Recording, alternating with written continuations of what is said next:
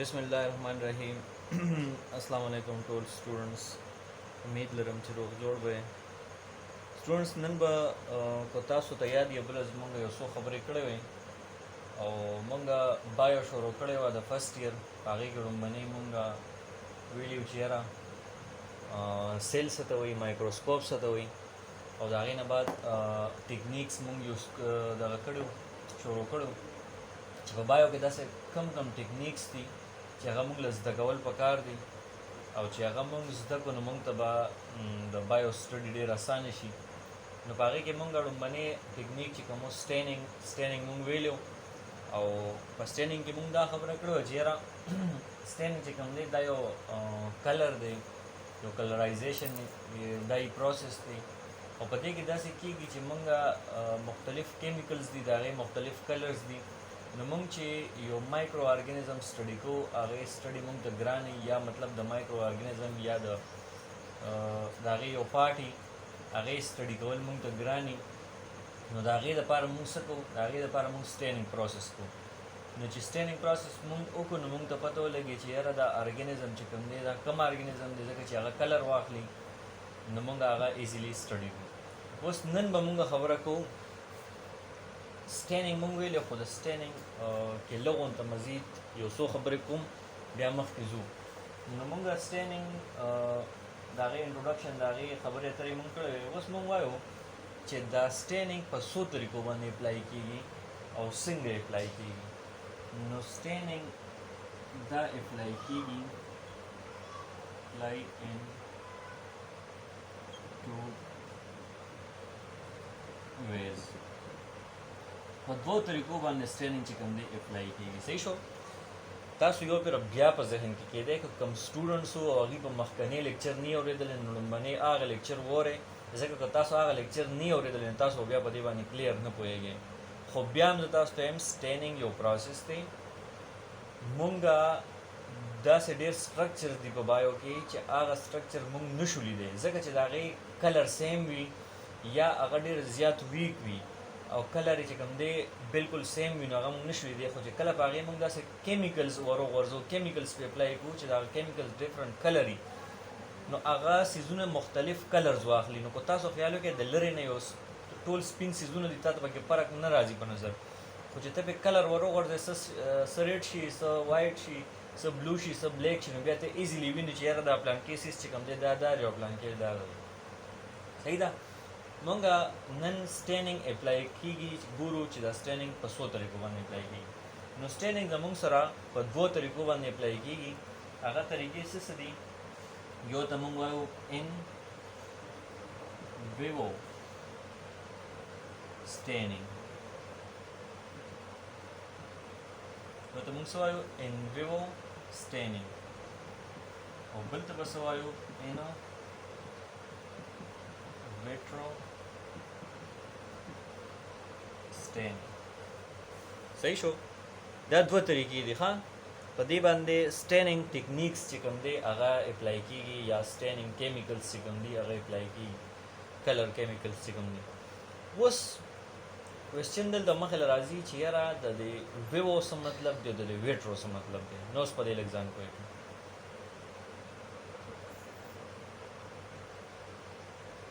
ها،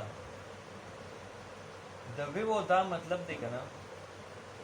چې دا سټینینګ چې کوم دی دا مونږ اپلای کوو ان سایډ د لیوینګ ارګانیزم. ورسېدی به خبره چې کله فار ایگزامپل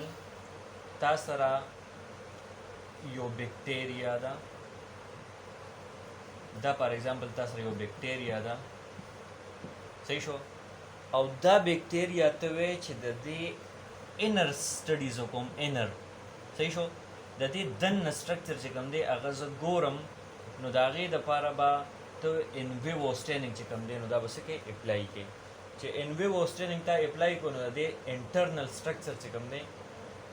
هغه به تا ته په نظر راځي. یا داسې هم کوی شي ته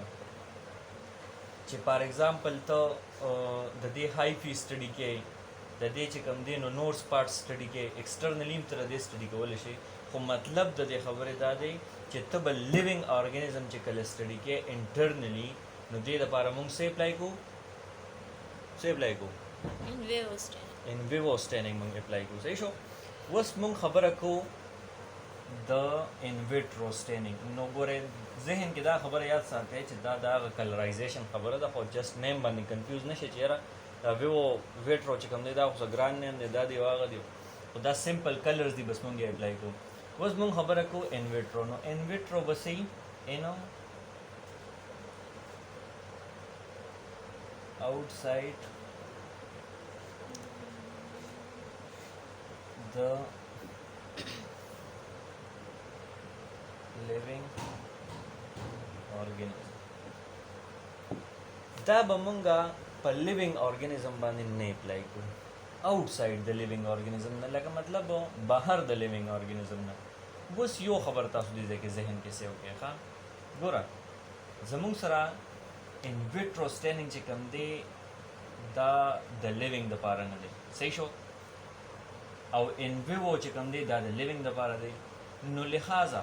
ته به ان ویټرو په لیوینګ ارګانیزم باندې نه اپلای صحیح شو ځکه کو تا دا سټینینګ په لیوینګ ارګانیزم باندې اپلای کړ نو 99.9% دا خبره شور ده چې ستل ارګانیزم بس کېږي ډیټ کېږي هغه ډیټ پکېږي صحیح ده نو دا ان ویټرو سټینینګ چې کوم دی دا نقصان ده دی د څه لپاره د لیوینګ ارګانیزم لپاره نو دا به د دوه طریقو باندې سټینینګ کېږي یو پیرو ته بیا وخت کې دی ان ویوو سټینینګ څه ته وایي دا هغه سټینینګ دی چې دا به انسایډ د لیوینګ ارګانیزم کېږي او ان ویټرو سټینینګ کوم دی دا به آوټسایډ کېږي امید لرم چې په دې به تاسو پوه شوي ها اوس موږ په دې کې لږ مخکې ځو او موږ وایو چې یاره زموږ سره کم کم سټینینګ دي نو زموږ سره کو تاسو خیال وکړئ که نه یو ته موږ وایو permanent staining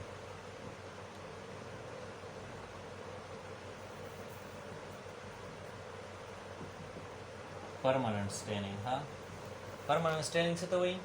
مستقل سټینینګ چې دا تا اپلای کو نو دا به بیا اپلای لکه دا به بیا دوباره نه لید کېږي د دې جست تاسو یو اگزامپل در کوم او بیا چې کوم دی نو بیا به ځان نه خیر دی بک وګورئ په بک کې دی ډېر ښکلي اگزامپل دي خو جست تاسو د کلیر کېدو دپاره یو اگزامپل در کوم ګوره زموږ سره فار اگزامپل یو کیمیکل دی هغې ته موږ وایو انلین بلو صحیح شو انلین بلو چې کوم دی دا زموږ سره یو کیمیکل دی او دا کیمیکل چې کوم دی دا موږ یوز کوو د څه لپاره چې د څه شی پې موږ وي نو موږ دا یوز کوو د فنګل های پي دپاره صحیح شو د فنګل های پي چې کله موږ سټډي کوو نو د هغې دپاره به موږ څه کوو انلین بلو به اپلای کړو او د دې فاینل کلر به موږ سره څنګه وي د دې کلر وي بلو صحیح شو دا زموږ سره یو پرمننټ سټینینګ دی نو دا یو کیمیکل دی دا موږ اپلای کوو فنګل های پي باندې چې فنګل های پي کله زه وایم چې یاره زه د پنجای یا د بیکټیریا د دې سیز های پي لیدل غواړم نو د هغې دپاره به زه څه کوم انلین بلو کیمیکل اپلای کوم بل زموږ سره دی میتایلین بلو دا موږ د څه لپاره اپلای کوو دا موږ اپلای کوو د نیوکلیس لیدو دپاره چې زه وایم چې یاره زه نیوکلیس لیدل غواړم نو دا کیمیکل به څه کوم اپلای کوم او د دې فاینل کلر څه دی هغه به هم بلو وي ښه چې دا خبره په ذهن کې پرته وي اوس بله خبره به موږ د څه کوو بله خبره چې کوم ده هغه موږ کوو د ټمپرري سټینینګ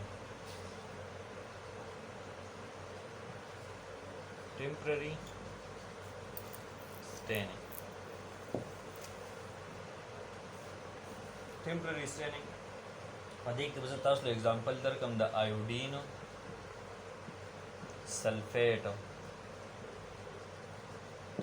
صحیح شو آیوډین سلفیټ موږ د څه لپاره استعمال کوو که تاسو خیال وکړئ زموږ سره کاربوهایډریټ دي कार्बोहाइड्रेट खो पेजने का ना तासो पे लसम के पना हम क्वेली प कार्बोहाइड्रेट के स्टार्च थी सही show know the starch the deduction the पारा मुंग चिकन दे आयोडीन सल्फेट इस्तेमालो चे मुंग पे कार्बोहाइड्रेट के starch chicken they the deduct को और द फाइनल कलर पर मुंग सरसन गई ब्लू ब्लैक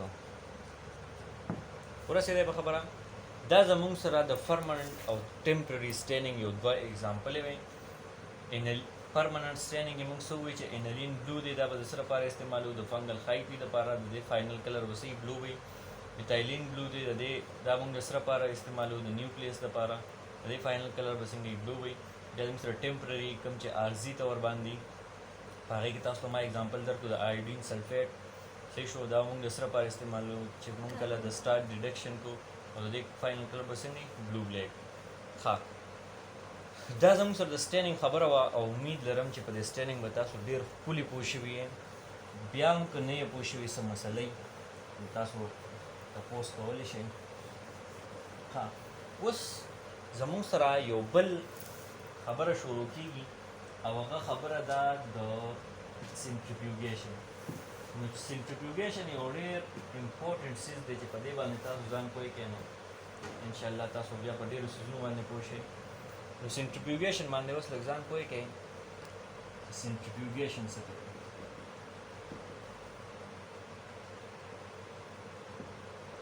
یا سیل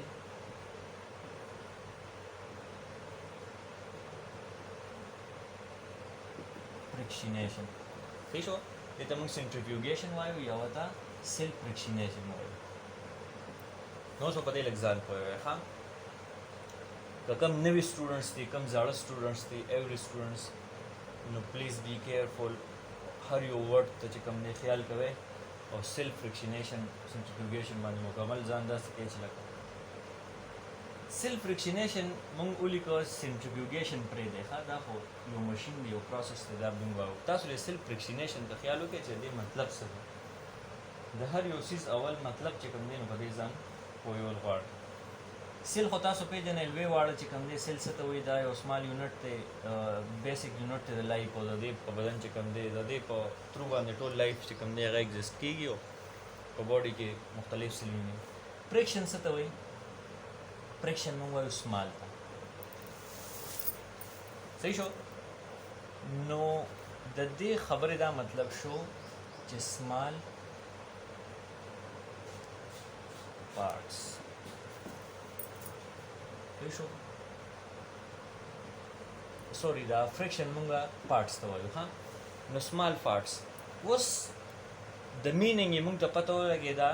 چې دا د سمال پارټس خبره ده خو په دې کې مخکې څه کېږي نو اوس لږ تاسو غوږ کېدئ ښه زه تاسو ته ډیفینیشن لیکم دا ډیفینیشن ځان سره نوټ کوئ ډیفینیشن مونږ څنګه وکړو ډیفینیشن مونږ داسې کړو چې ټیکنیک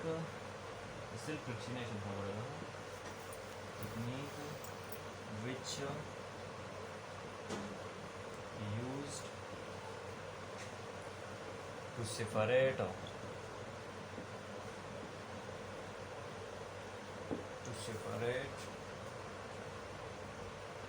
या isolate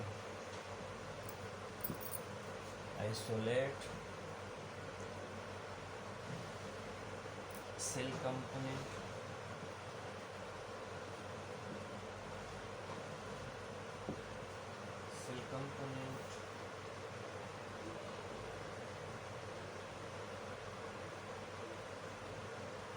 including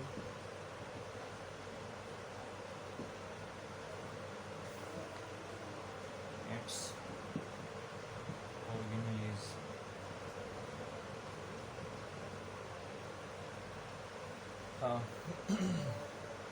called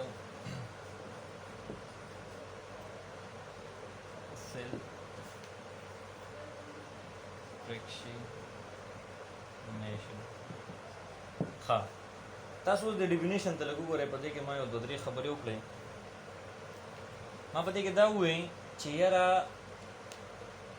techniques which used to separate or isolate cell component including its organelle is called cell frictionation ما دا خبره وکړه چې یاره دا سیل فریکشنیشن دا هغه پروسس دی دا هغه ټکنیک دی چې دا به استعمالیږي د څه دپاره چې دا جدا کی د سیل کمپوننټ یا organelles د سیل نه دې ته موږ څه وایو سیل فریکشنیشن فار ایگزامپل څنګه فار ایگزامپل داسې دا ما سره یو سیل دی دې خوا ګوره دا ما سره یو څه شی دی سیل په دې سیل کې کو تاسو خیال وکړئ ما تاسو ته ویلي چې په دې کې زموږ سره مایټوکانډریا ده په دې کې زموږ سره رایبوسوم دی په دې کې زموږ سره ګالجی باډي ده په دې کې زموږ سره چې کوم دی نیوکلیس دی په دې کې زموږ سره انډوپلازمیک ریټیکولم دی په دې کې زموږ سره چې کوم دی نو وغیره ډي ان اے وغیره ده صحیح شو تاسو ته ما وایي ملګري دا ټولې خبرې چې کوم دی دا په سیل کې پریزنټ دي صحیح شو زه راولم تاسو سیل فریکشنیشن لکه چې سیل فریکشنیشن وایي څه تر هغې سره پیژندګلو ته چې زه داسې وکړم چې د دې سیل نه مایټوکانډریا جدا کړم ګالجي باډي ته جدا کړم ډي ان اے ته جدا کړم انډوپلازمیک ریټیکولم ته جدا کړم او د دې هر یو څیز ځان له سټډي کوم دې ته وایي سیل فریکشنیشن صحیح شو لکه فار ایگزامپل زه وایم چې زه مایټوکانډریا لیدل غواړم په مایټوکانډریا ځان پویول غواړم نو په سیل کې دننه خو هغه زه نشم لیدی که نه په سیل کې دننه زه لیدی شم خو د هغې انټرنل سټرکچر بیا ځان له زه نشم لیدی نو هغه به زه څه وکړم هغه به زه د سیل نه آیسولیټ کړم صحیح شو چې د سیل نه آیسولیټ کړم سیپریټ کړم هغه به روړم دلته به یې کېدم د هغې سټډي به زه کوم نو ماته به بیا څه شي ډېر اسانه شي نو سیل فریکشنیشن دې خبرې ته وایي چې یاره زه د یو سیل نه کمپوننټ جدا کړم او هغه جدا کېدم د څه دپاره د سټډي دپاره اوس په دا جدا کېږي څنګه نو هغه راته اوس ویم پروسس به راته ویم خو جست ته په دې ټاپک باندې ځان پوه کړه چې یاره د یو سیل نه یو کمپوننټ جدا کړې نو دې ته به موږ څه وایو سیل فریکشنیشن امید لرم چې په دې خبرې به پوه شوي یس سر ښه اوس به موږ مخکې ځو دلته ما تاسو ته خبره وکړه سیل فریکشنیشن صحیح شو اوس زه تاسو ته خبره کوم چې دا سنټریفیوګیشن څه ته وایي یا سنټریفیوج څه ته وایي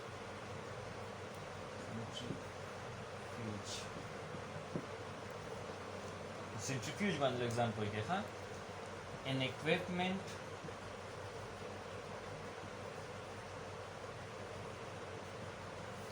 an equipment which used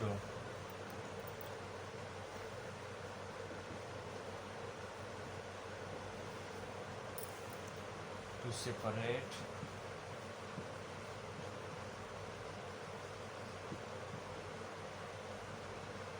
cell component صحیح شو سنټریفیوج څه شی دی ګوره هلته مونږ ووایو که نه سیل فریکشنیشن کم پروسس دی په هغې کې مونږ دا ووایو دا هغه پروسس دی چې کله د سیل نه یو پارټ جدا کېږي یو کمپوننټ جدا کېږي هغې ته سیل فریکشنیشن دی اوس سنټریفیوج څه شی دی نو دا هغه اکوپمنټ دی هغه مشین دی هغه آله ده چې د هغې په ذریعه باندې د سیل نه کمپوننټ جدا کېږي ورسېدی په خبره مونږ وایو سیل فریکشنیشن هغه پروسس دی چې په دې کې به کمپوننټ جدا کېږي د سیل نه او دلته مونږ څه ووایو سنټریفیوج په ذریعه به جدا کېږي صحیح شو ورسېدی پې یس ګوره سر لکه زه تاسو ته اوس خبره وکړم که نه فار ایگزامپل زه تا ته یم چې یاره دا سیل دی ما سره د دې نه به زه مایټوکانډریا جدا کوم نو زه داسې خو نشم کوی که نه چې لړ شم او سیل په مایکروسکوپ کې وینم او مایټوکانډریا ترې راواخلم او ځمه نه د دې څه خپله طریقه ده د دې جدا کېدو څه خپل پروسس دی نو هغه به زه څه په ذریعه جدا کوم دا مایټوکانډریا د سیل نه هغه به زه د دې مشین په ذریعه باندې جدا کوم صحیح شو نو چې کله دا مایټوکانډریا د دې سیل نه دا مایټوکانډریا جدا کېږي دې پروسس ته به زه سیل فریکشنیشن ویم او چې کله د څه په ذریعه باندې جدا کوم هغې ته موږ څه وایو سنټریفیوج. امید لرم چې په دې خبره به پوه شوي. اوس دا چې کله جدا کېږي که نه، ګوره ذهن کې یو خبره یاد ساتئ تاسو، د هر یو څیز دپاره څه ضروري؟ یو فورس ضروري. پوه شئ؟ د هر یو څیز لپاره یو قوت چې کوم دی هغه ضروري او هغه په هغه طاقت باندې چې کوم دی نو هغه څیز فنکشن کوي. لکه اوس فار ایگزامپل زمونږ باډي ده، نو زمونږ باډي چې کوم موومنټ کوي صحیح شو، دا د څه په ترو باندې کوي؟ دا د انرژي په ترو باندې کوي. یا ګاډی دی یا چې کوم دی نو موټر دی یا هر یو ګاډی دی، موټر سایکل دی، دې چې کوم دا رفتار کوي دا د څه په ترو باندې کوي؟ پته کې یا پټرولي یا پکې ډیزلي یا سی ان جي، دې د هغې په ترو باندې چې کوم دی نو څه کوي؟ موومنټ کوي. دغسې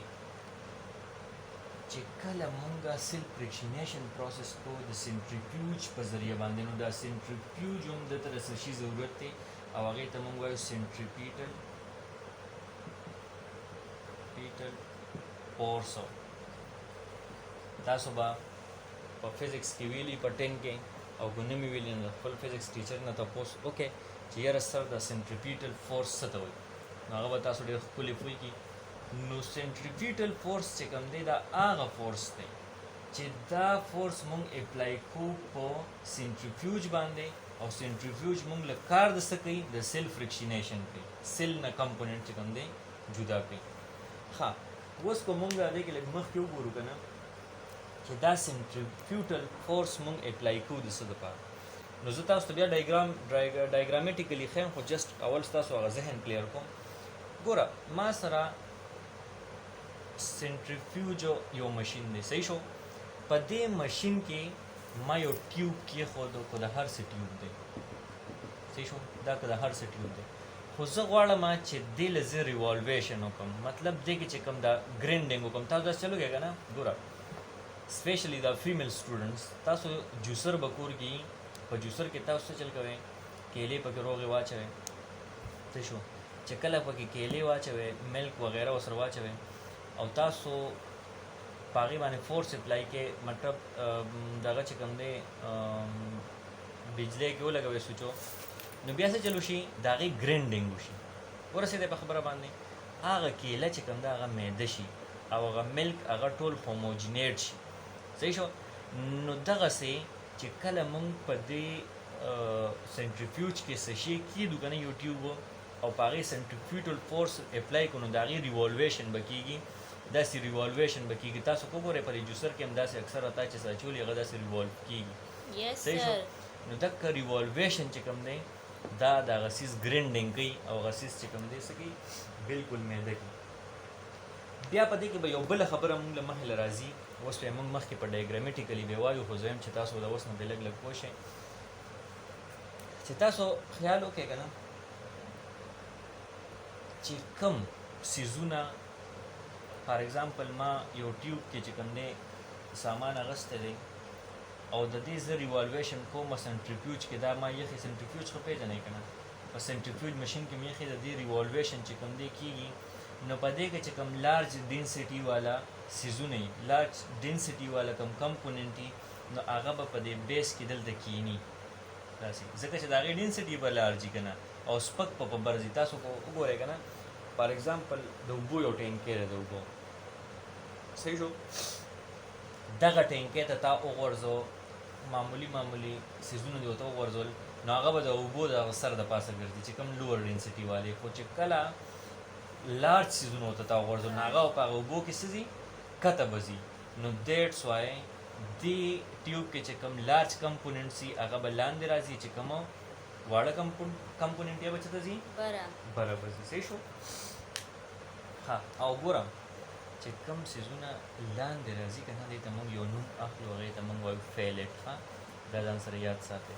دې ته مونږ فیلیټ وایو. اوس زه یو څو میکینزم د دې سټډي کوم، بیا ځو مخکې ډایګرامیټیکلي طریقه کوو، صحیح شو، چې یاره د دې سنټریفیوګیشن یا د دې سیلف فریکشنیشن چې کوم دی مونږ سره میکینزم څه وي.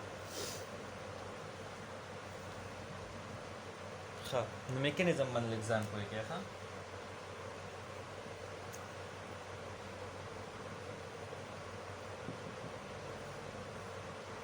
میکانیزم ته ګورئ په دې کې لومبنی یو دا پوینټ دی که نه چې ګرینډینګ د ټیشو ټو homogenate صحیح شو دا پکې لومبنی پوینټ دی دویم په دې کې څه پوینټ دی دویم پکې دا دی ډو ټو density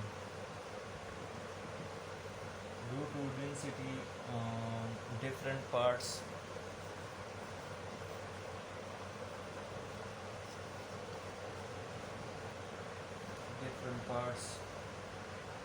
separate ball point पर किस these parts obtain for study ها اوس تاسو لږ د میکانیزم ته خیال وکړئ دلته ما یو څو میکانیزم ولیکل د څه دپاره چې دا ټولې خبرې ستاسو په ذهن کې پرتي نو تاسو به په مخکې پروسس باندې پوهیږئ ما ولیکل ګرینډینګ د ټیشو ټو هوموجینیټ مطلب د دې دا خبرې دی چې ما د سیل نه فار ایگزامپل ما د سیل نه کوم سیز جدا کړی دی صحیح شو دا ما یو سیز جدا کړی او دا زه لیدل غواړم صحیح شو نو دې سیز سره به زه څه کوم لکه دا فار ایگزامپل یو ټیشو دی که نه یو سیلز دی د یو پلانټ نه ما یو پارټ کټ کړی یا مې د هیومن سیلز چې کوم دی اغستی یا مې د نور انیمل سیلز اغستی صحیح شو نو د دې به زه څه کوم اول به ګرینډینګ کوم ګرینډینګ د څه دپاره چې دا سیز ما سره یو ټیوب دی صحیح شو دې خوا ګورئ ما دا یو ټیوب دی په دې کې مختلف فلویډز دي صحیح شو فلویډز پکې دي نو زه به دا سیز چې کوم دی دې کې ګرینډ کوم چې دا ردې په شان شي صحیح شو هوموجینیټ وی سیم کېدل نو دا پارټ چې ما کوم اغستی دی دا به زه اول دې ټیوب کې اچوم چې د دې ګرینډینګ وشي او دا ردې په شان شي ښه دویمه خبر سره ډو ټو ډینسټي ډفرنٹ پارټ سپریټ او کم پارټ چې سپریټ کیږي نو هغه به د ډینسټي مطابق کیږي لکه فار ایگزامپل زه تاته دا خبره وکړم چې دا ما سره سیل دی په دې کې به اول لارج کمپوننټ چې کوم دی هغه به څه کیږي جدا کیږي به او بیا د هغې نه بعد سمال کمپوننټ چې کوم دی جدا کیږي به لارج سیز چې کوم هغه ایزیلی جدا کیږي او سمال چې کوم هغه ایزیلی نه جدا کیږي صحیح شو بله څه خبره ده these parts obtained for study او دا کم پارټس چې کوم دي دا زه سټډي دپاره جدا کوم دا زه دې دپاره نه جدا کوم چې کټ لاندې غورځوم یا چې کوم دی نو بل څه چل پې کوم دا زه سټډي دپاره جدا کوم چې دیس از انټرنل سټرکچر زه وینم چې په دې کې دننه څه څه صحیح شو نو په دې میکانیزم به تاسو پوه شوي یې که نه یې پوه شوي نو یو پېر ورته بیا غوږ کېدی میکانیزم داسې دی چې ګرینډینګ د ټیشو ټو هوموجینیټ او چې ما کوم ټیشو اغستی دی دا به زه ګرینډ کوم په سینټریفیوج کې چې یاره دا د دې په شان شي صحیح شو ډو ټو ډینسټي کم پرې سیل کې چې غټ کمپوننټس دي چې د هغې ډینسټي ډېره ده نو هغه به اول جدا کېږي تاسو ته ما وختي خبره وکړه چې په ټیوب کې به لومبنۍ غټ سیزونه لاندې راځي نو چې کوم لاندې راځي هغه به موږ آیسولیټ کوو او سټډي کوو به صحیح شو او سمال چې کوم دي هغې له به نور ریوالویشن ورکوو بله ما څه خبره وکړه چې دا سیزونه زه جدا کوم د څه دپاره د سټډي دپاره ورسېدی Yes, sir. ها اوس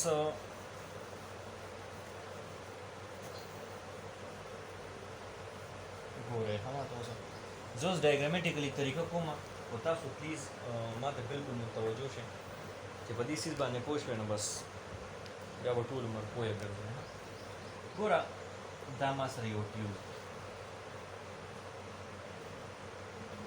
څه شی دی Tube. ټیوب دی په دې کې ما څه چل وکړو په دې کې چې کوم دی نو ما سیلز واغستل دا سیلز مې واغستل صحیح شو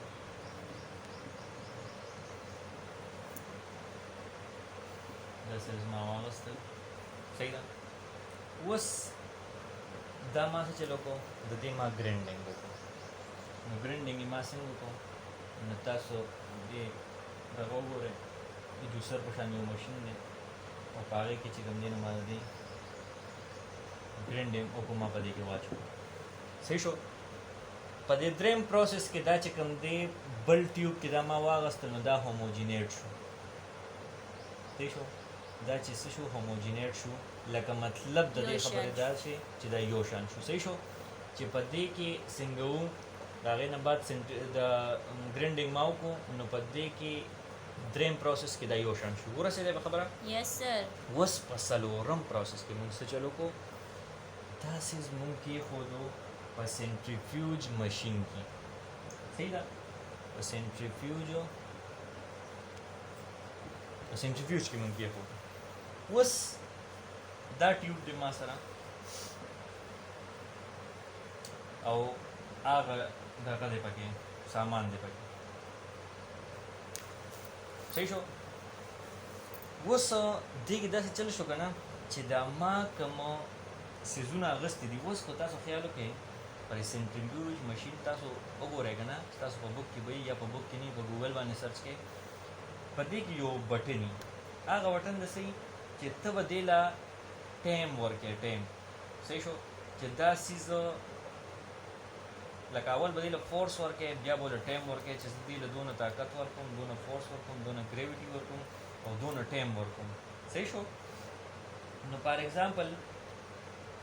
زه څه چل کوم ها نو زه د لومبني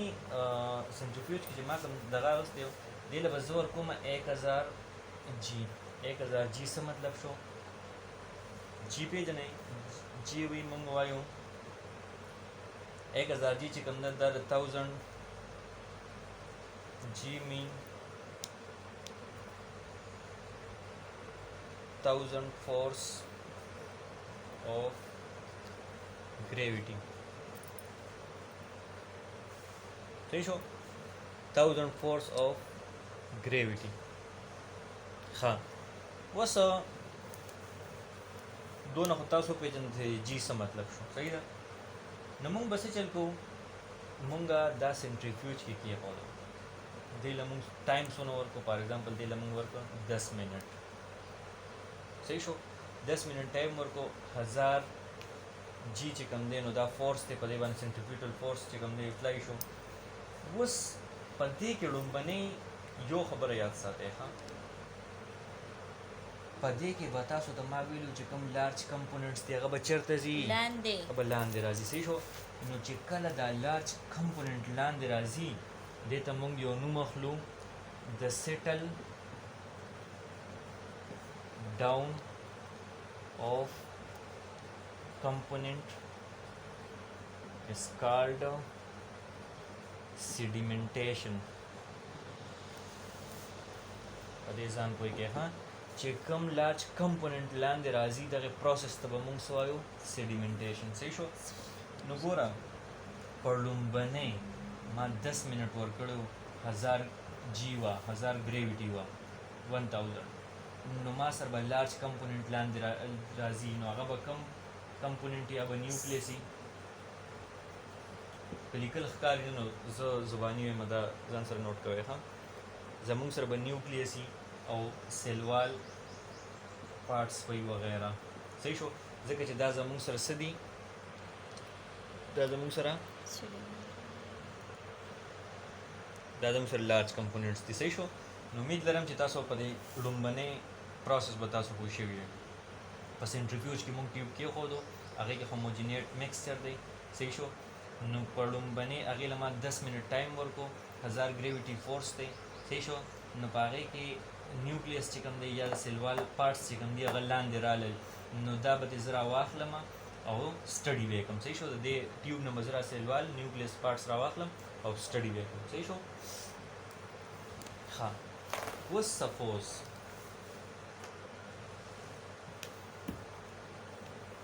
بیا به په دویم طریقه کې زه څه کوم نو په دویمه کې به داسې کوم ملګري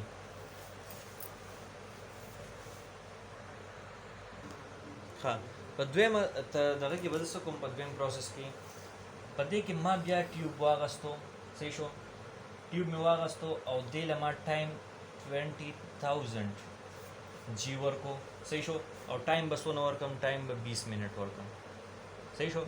مطلب د دې دا خبره دی چې په دې کې نور کم کمپوننټس دی هغه ټایم ډیر غواړي صحیح شو دا لارج کمپوننټ دا لاندې ایزیلی رال اوس چې پکې نور کم دی هغه ټایم ډیر غواړي نو دې کې ما بل ټیوب کې چې کم دی نو دا سیزنو اغستل او ټایم مې ورکو نو په دې کې به ما سره څه لاندې راشي په دې کې به ما سره لاندې راشي مایټوکانډریا کلوروپلاست وغیرہ صحیح شو دا به ما سره په دې کې راشي اوس په دریم پروسس کې ما څه چلو کوم دریم پروسس بیا ما واغستو صحیح ده نو چې دریم پروسس زواله ما نو په دې کې به اوس څه چل کېږي نو اوس په دې خبره ځان پوهېږئ ښه دې له به زه څونه ټایم ورکم دا ګریویټي به څونه ورکم 80,000 صحیح شو د ټایم څونه 60 منټ لکه 1 اور صحیح شو نو چې دونه زه ورکم نو ما سره وسره راشي لاندې خبرې ما سره به راشي مایکروسوم وغیرہ یا د ممبرین پیسز صحیح شو بیا دا زما سره دریم پروسس و په څلورم کې په آخري پروسس کې که زه وګورم که نه زه نور ټایمینګ ورکوم مزید دا زما سره ټیوب دی دې خوا ګوره دا زما سره ټیوب دی دې له به زه ټایم څونه ورکړم دا سوري ګریویټي به څونه ورکړم 1,50,000 صحیح شو 50,000 ټایم دې له ما ورکو او ټایم به څونه ورکړم 2 هاور صحیح شو 2 هاور ټایم مې ورکوم نو په دې کې به ما سره څه راشي ملګري رایبوسوم و اخري ولې راغی وړو معلومات شته نه ما معلومات نشته رایبوسوم ولې اخري راغی رایبوسوم ځکه اخري راغی چې دا د سیل د ټولو نه سمال کمپوننټ دی ورسېدې خبره نو چې دا سمال کمپوننټ دی نو دا به د ټولو انډ کې ماته ملاویږي چې څومره ګریویټي فورس زه زیات ورکم او څومره ټایم زیات ورکم ګرینډینګ به زیات وشي ریوالویشن به زیات وشي نو په اخره کې به ماته څه ملو شي رایبوسوم به ملو شي نو امید لرم چې تاسو په دې خبره باندې ډېر ښکلي پوه شوي یې Yes, sir. اوس خبره زه تاسو ته کوم که نه صرف داسې نه ده صحیح شو چې بس ته په دې باندې سیل کمپوننټ فار ایگزامپل زه ریډ بلډ سیل واخلم صحیح شو آر بي سي دي ما سره صحیح شو او دلته پکې زه ډبلیو بي سي واخلم نو په ډبلیو بي سي کې خو ما سره ډېر سیلونه دي که نه په دې کې زما سره نیوټروفیلس دی په دې کې زما سره چې کوم دی بیزوفیل دی په دې کې زما سره چې کوم دی ایزینوفیل دی په دې کې زما سره چې کوم دی نو لیمفوسایټ دی اوسایټ دی په دې کې زما سره مونوسایټ دی صحیح شو نو زه به دا ټول څه کوم معلوموم ما د څه په ترو د سنټریفیوګیشن په ترو یا د سیل فریکشنیشن یا یو بله ستاسو علم کې زه یو خبر راولم دا رایبوسوم نه دی په 9th کې موږ یو خبره کړې وه چې رایبوسوم یو لارج سب یونټ یو سمال سب یونټ یاد دی راته Yes, sir. لارج سب یونټ یو سمال سب یونټ دی دکه لارج سب یونټ او سمال سب یونټ چې کله مونږه معلوم کړي دي نو دا مونږ د دې سیل فریکشنیشن سنټریفیوګیشن په ترو باندې معلوم کړي ښه نو دا سنټریفیوګیشن چې مونږ استعمال کړو مونږ ته پته ولګېده چې رایبوسوم کې لارج سب یونټ کم دی او سمال سب یونټ کم دی نو دغه زموږ سره د سنټریفیوګیشن یا سیل فریکشنیشن خبره وه اوس کو په دې کې چاته څه مشکلات یې څوک نه پوهیا نو بالکل ما نه تپوس وکړئ خو یو پېره تاسو ته را طریقه بیا ایکسپلین کوم ګوره سیل فریکشنیشن پروسس به مونږ څنګه کوو مونږ به یو ټیوب واخلو په هغې کې به چې کوم دی نو مونږ ټیشو واچو صحیح شو چې ټیشو پکې واچو دا به مونږ په دویم پروسس کې د دې ګرینډینګ وکړو د څه دپاره چې دا هوموجینیټ شي په دې کې چې کوم فلویډ دی چې هغه هوموجینیټ شي بیا به مونږ په سنټریفیوج مشین کې واچو چې په سنټریفیوج مشین کې مونږ واچو نو دې له به مونږ څه ورکړو 1000 ګریویټي فورس چې کوم دی په دې باندې اپلای کړو او دې له به مونږ 10 منټ ټایم ورکړو نو چې په دې کې کوم لارج کمپوننټ دی هغه به لاندې راشي که نه صحیح شو او دا کم چې لاندې راځي دې پروسس ته مونږ سیډیمنټیشن وایو او یو خبره یاد ساتئ او چې په کم ریټ باندې راځي دا لاندې چې راځي د سیډیمنټیشن وایي خو چې په کم ریټ باندې راځي نو هغې ته بیا سیډیمنټیشن ریټ وایي ښه نو په لومړني پروسس کې به دا لارج کمپوننټ لکه نیوکلیس سیل وال دا به لاندې راشي، په دویم کې به څه چلو شي، په دویم کې موږ مزید ګورو که نه چې په دې کې نور کم واړه دي یا کم غټ دي چې هغه ترې لاندې راشي، نو موږ به دې له 20,000 جی ګریویټي فورس ورکو او ټایم به څومره ورکو 20 منټ. نو په دې به موږ په دې کې موږ څه راشي مایټوکانډریا یا کلوروپلاست. په څلورم کې به څه چلو شي 80,000 ګریویټي فورس به ورکو 1 آور ټایم به ورکو 60 منټ. نو په دې کې موږ سره مایکروسوم ممبرین پارټس وغیرہ راشي. په اخري کې به موږ څه چلو کوو چې کله 1,50,000 ګریویټي فورس ول ورکو 2 آور ټایم ول ورکو نو موږ سره به رایبوسوم لاندې راشي. نو موږ ته دې نه ثابته شوه چې رایبوسوم یو سمال یونټ دی، یو سمال ارګنلي ده. او دویمه خبره پکې دا ده چې د دې لارج سب یونټ او سمال سب یونټ هم په دې طریقه باندې اپلای شوي دي. نو امید لرم چې تاسو په دې لیکچر ښه پوه شوي یې. کوم ځای کې څوک نه پوهه تاسو ویډیو سټاپ کړئ او بیا یې واورئ، زما خبرې بیا واورئ. نو امید لرم چې تاسو به ډېر ښکلي پوه شئ. خو د دې چې کوم سټوډنټس په دې لیکچر باندې پوه شوي نو تاسو یو مهرباني وکړئ زما را چینل سبسکرایب کړئ او د بیل آیکن چې کوم دی دا پریس کړئ، نو زما هره ویډیو چې کوم ده هغه به تاسو ایزیلی وینئ. ایزیلی که تاسو زه لینک تاسو ته سینډ کوم هم نه، نو تاسو چې څنګه یوټیوب راړوئ نو لومړنی به زما ویډیو پرته وي. خو تاسو کوشش وکړئ چې دغه بیل آیکن پریس کړئ او سبسکرایب کړئ، دا بټن د سبسکرایب دا ریډ بټن چې کوم دی دا پریس کړئ. Thank you so much for listening.